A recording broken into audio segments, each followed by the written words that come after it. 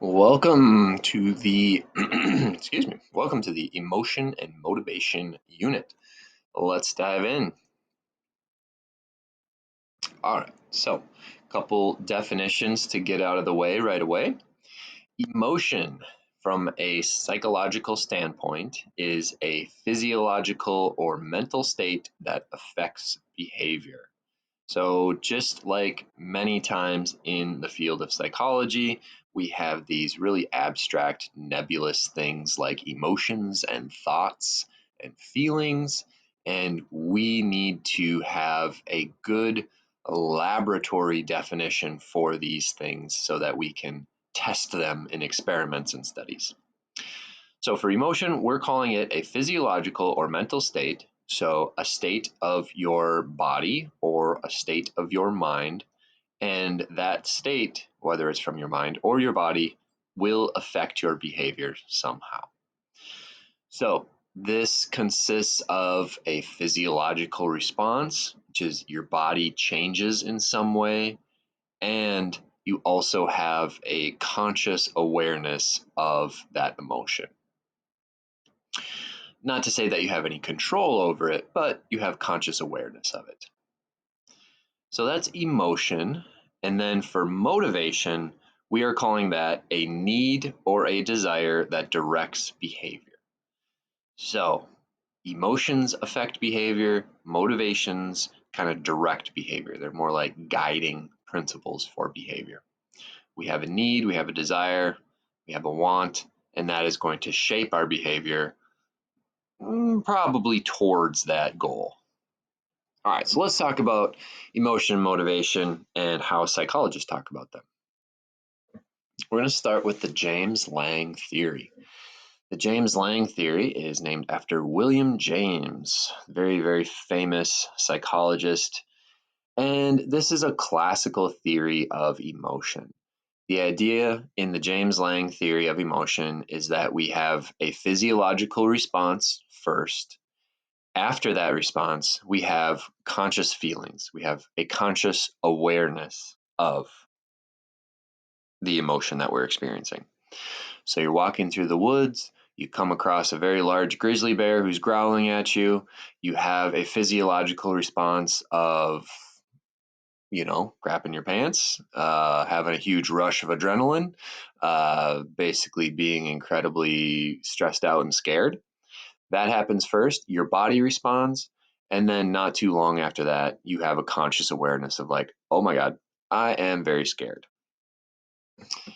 So that's James Lange theory. You have a bodily response, then you have conscious awareness of that emotion. So you experience it physiologically first and then mentally. A slightly more recent theory of emotion is the Cannon-Bard theory. This is a little bit different.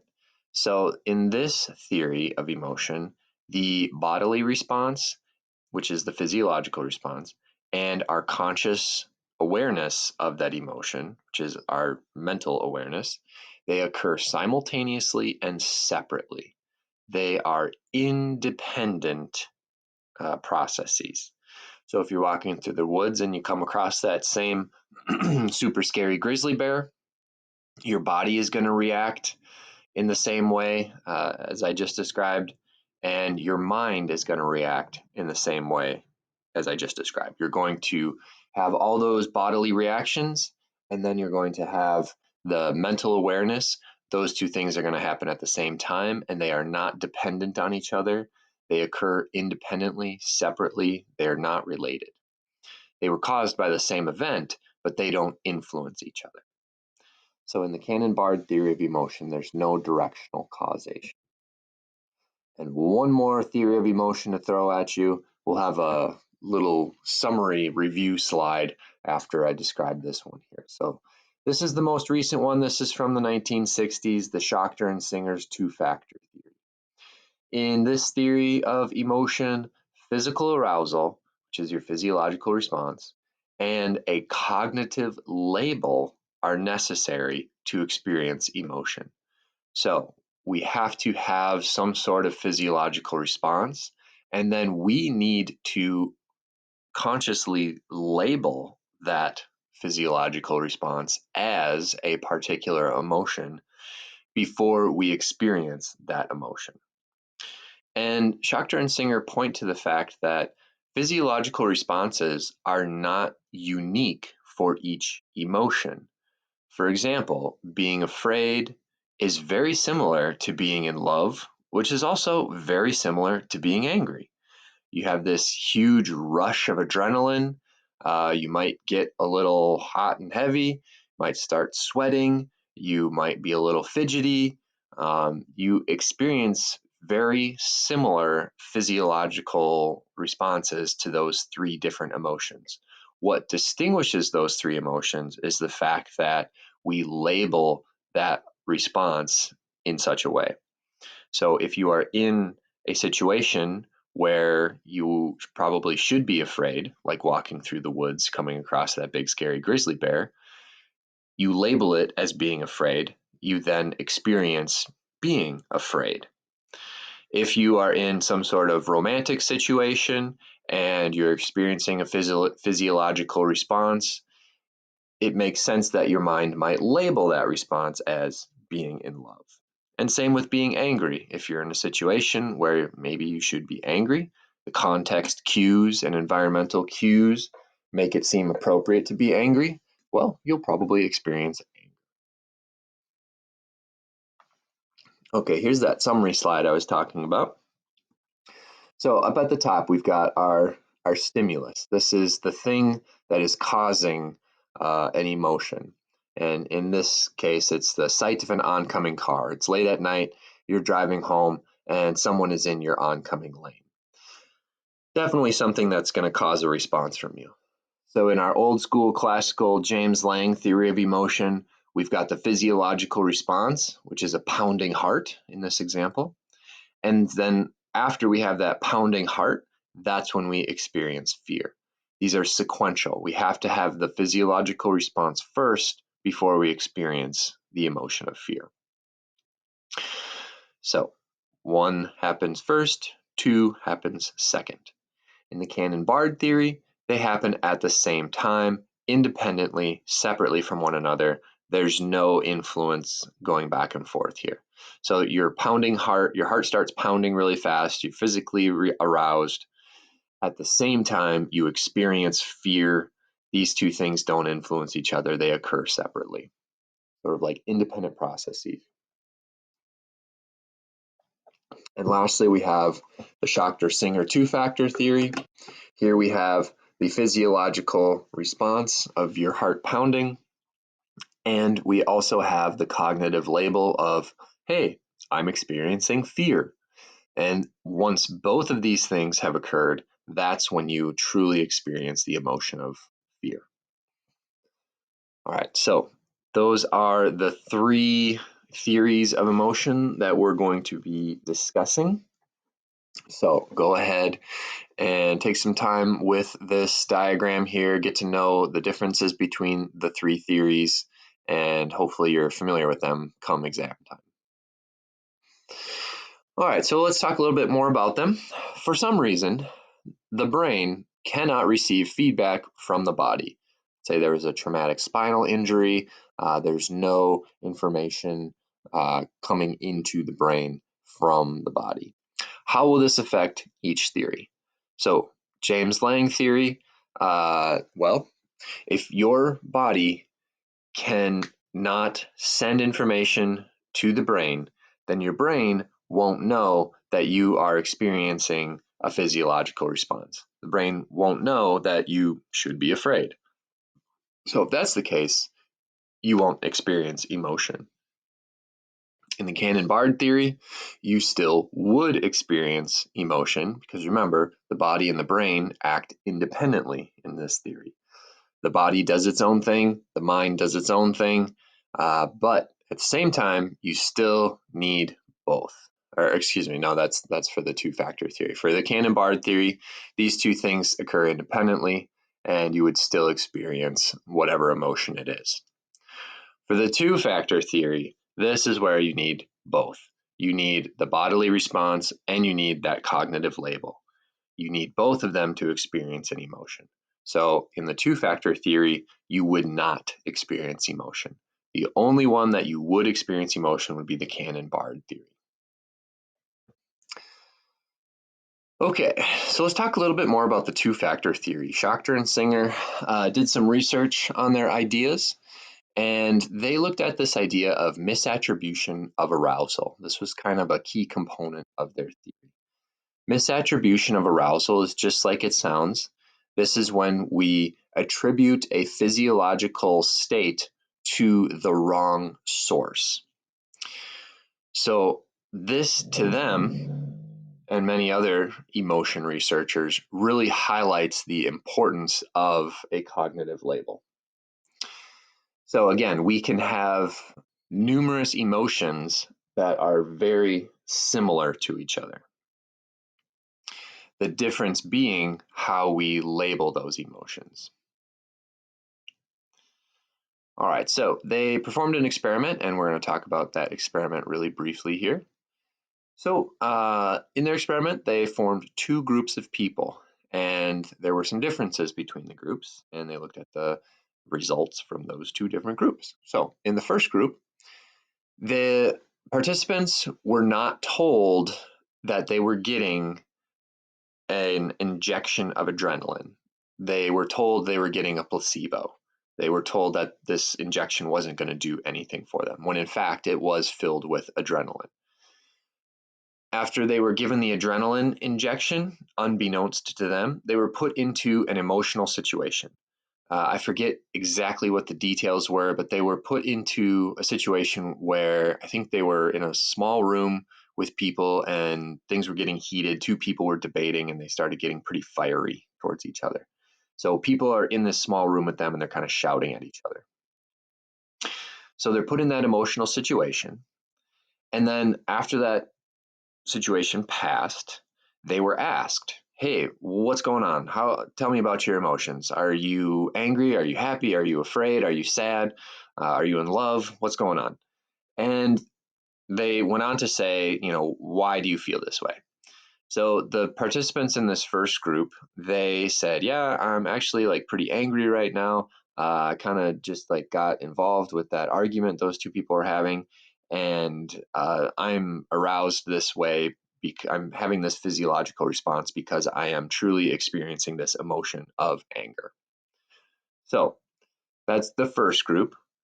They were kind of sneakily given this adrenaline injection. They were put into a situation where they were going to experience anger, and then afterwards they attributed that anger to the situation they were in. The second group was told that they were getting injected with adrenaline. They were fully aware they were about to experience this adrenaline injection. They knew what that entailed. They knew what it was going to do to their body, fully informed. Then they were put into the same emotional situation. Afterwards, they were asked the same questions, and they responded very differently to those questions. Most of these people said, "No, I'm not experiencing any emotion. I'm having this physiological response because of that adrenaline injection you gave me." This, to Schachter and Singer, really highlights the importance of that cognitive label. The only difference between the two groups was where they attributed that physiological response. The first group, they didn't know why they were feeling that way. They thought it was because they were getting involved in this really heated argument.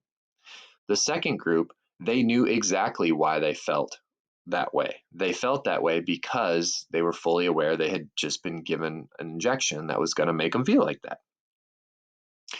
So again, to Schachter and Singer, this really highlights the importance and the power of how we label our emotions, how we label our physiological responses. All right. Another great little experiment. I have a short YouTube video about it. Go ahead and watch that video. It's linked on the course website. And this is a great little experiment. It is dealing with getting the number or the information of a cute girl, And the participants are young men in this experiment, and they, after the little interaction that they describe in the video, they ask them, do you think that girl is flirting with you? And they do this experiment in two different settings. In one setting, it's sort of like a dangerous setting where there might be a little bit of adrenaline flowing. And in the second setting, it's a little more mundane, much safer setting. And then they ask them again, what do you think happened?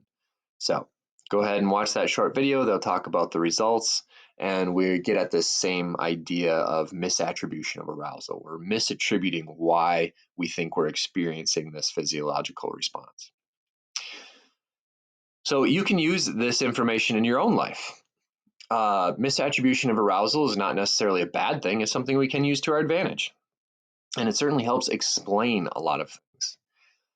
So physical arousal can be misattributed to many things. One, I guess, tip that a lot of people have for first dates is to make them exciting.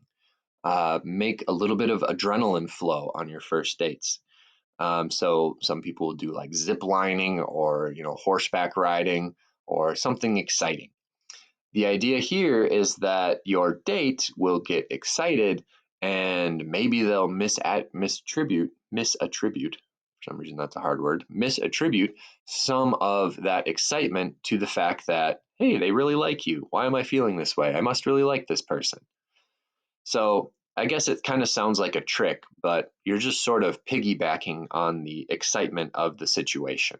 And you're trying to use that to your advantage, I guess. Certainly does sound like a trick.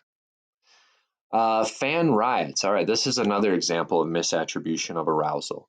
So if you've ever seen videos of, like, I guess the example that comes to my mind is the Vancouver Canucks.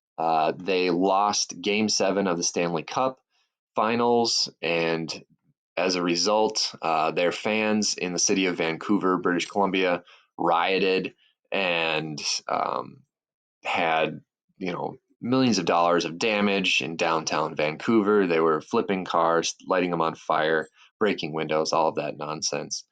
And one way that psychologists explain that behavior is that those rioting fans were misattributing their arousal to anger. They were all excited. They wanted to see their team win the Stanley Cup for the first time in franchise history, and it didn't happen. And now all of a sudden they leave the arena. They're super disappointed, but they were just super excited just a second ago. So now they're getting together and they're kind of feeding off one another, and they're misattributing this heightened arousal state that they're in to anger. So instead of properly labeling it as excitement, they're labeling it as anger. Think about the real causes of your excitement. That's kind of the takeaway message from Schachter and Singer's two-factor theory. All right, let's talk about some more contemporary theories of emotion. So we're going to talk about a little bit about the biology of how we experience emotions. And we're going to talk about the two routes of emotional processing here now. So we're going to talk about the high road and the low road. And these are aptly named routes of emotional information processing. The high road is also called the slow road. In the high road, this is where we have conscious emotional processing. We're aware of the emotional thoughts that we're having. We're aware of how we're processing emotions. And this happens in the cortex, specifically the frontal cortex. Even more specifically, the prefrontal cortex, the part of your brain that's right behind your forehead, the foremost part of your brain. This is where we have like highest order thought, abstract thought, emotional control, things that really truly make us human. So when we are engaging in emotional processing and we're using the high road, this is where we see a lot of activity in the frontal cortex. And this is why we call it slow road, the slow road, because this is relatively slow. It takes time. It takes conscious awareness. Conscious awareness is notoriously slow when it comes to cortical processing. The low road or the fast road, this is unconscious, and this is emotional processing that never gets outside of the limbic system. If you remember back to some of the early lectures where we talked about the brainstem, the limbic system, and the cortex, well, this is emotional processing located solely in the limbic system. So this is really fast. There's no conscious awareness of it. We're not actively processing it. We're not thinking about it. It just kind of happens automatically. So emotions can be processed these two different ways. And now I'm going to talk about a couple different situations, and we can kind of think about if these are processed in the high road or the low road of emotional processing. Fear of predators. This is one that's processed in the low road, the fast road. This is something that is deeply ingrained in our evolutionary past. Our brains were programmed in a lot of different ways to help us avoid predators. So this is something that was programmed into our brains from a very, very, very early time in our evolutionary history. So fear of predators is something that's processed very fast. It's processed completely in the limbic system. It's completely unconscious. Sexual arousal, this can occur in the high road or the low road. Uh, High road, this would be examples of like sexual fantasies that require a lot of elaboration. That would be something that's processed in the frontal cortex. We also have sexual arousal being processed in the low road, in the limbic system, things that we kind of have out of our control. So some emotions can be processed in both roads, both routes, and sexual arousal is one of those examples. Your life plan. So if you're thinking about the future, like the far future, maybe like retirement or your career, that would be something that's processed in the frontal cortex. So that would definitely be the high road. Maybe you're getting a little anxious, a little fearful, or maybe you're getting excited, you're getting happy thinking about what the future has for you. That's definitely stuff that's processed in the frontal cortex. And that's definitely stuff that's processed in a conscious way. We have to intentionally think about those things to bring them to mind. Fear of the dark. This is another one that can be processed in both the high road and the low road. Definitely in the low road because, you hear that little twig break behind you in the dark forest that you're walking through, and that's going to cause like a huge surge of adrenaline unconsciously very quickly. But this is also going to be processed in the high road because you're walking through that forest, it's dark, and all of a sudden you're thinking about all the little things that might be hiding behind the trees that are just out of view. Or you might be looking at weird shadows that are kind of shaped weird, and your mind kind of turns them into predators that are chasing you or something like that. And then lastly, political decisions. We would love to think that political decisions are processed in the high road. And unfortunately, the vast majority of times, they're actually processed in the low road. Political decisions, for the most part, for most people, are processed in an unconscious, kind of reflexive kind of way. We've already made up our minds before any data is presented to us. All right, let's talk about some universal basic emotions. There are 6 universal emotions that doesn't matter what culture you come from, doesn't matter what culture you live in, doesn't matter where on this planet you were born and raised. You can look at 6 different pictures showing these 6 different universal basic emotions, and you will have a pretty good job of identifying them.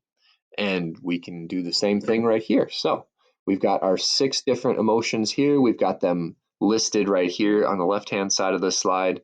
So anger, I'm going to go ahead and say that's anger right there. Disgust, I'm going to go ahead and say this is disgust right here. Fear, I'm going to go ahead and say that's fear. Happiness, that's an easy one right there.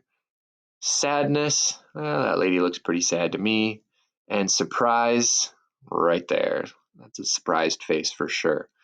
And you can do that, like I said, with just about every person on the planet, and you can show them 6 pictures depicting these basic emotions, and they'll do a pretty darn good job of picking them out. So these 6 universal basic emotions seem to be pretty integral to the human experience. There has to be some benefit to being able to identify these emotions and to experience and exhibit these emotions ourselves. There are more than 6 basic emotions, but these are considered secondary emotions. Things like shame or jealousy, and these secondary emotions are heavily processed in the high road that we were just talking about. These are emotions that require some sort of cognitive control, some sort of conscious process. All right, let's talk about money and how that relates to the emotion of happiness. All right, but before we do that, I'm going to end this video because I think we're close to the end of our time.